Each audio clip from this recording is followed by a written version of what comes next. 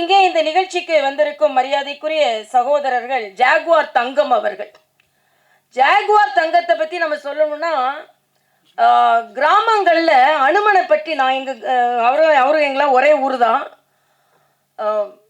ஒரு ஊரில் நாங்கள் திருநெல்வேலி பக்கத்தில் ஒரு ஊரில் அனுமன் மாதிரியே ஆயிடுவாங்க. எப்படின்னா, அங்கே வந்து நிற்பாங்க, தேங்காயெல்லாம் அங்கே உள்ள பக்தர்கள் அனுமனை மாறி உடைப்பாங்க. ஆனால் இவர் என்னன்னா, இவர் வந்து ஒரு சித்தர் மாதிரியே வாழ்கிறார். அவர் சொல்றாரு, இன்னும் நிறைய ஆண்டுகள் வயதே தெரியாமல் வாழ்வார் என்று.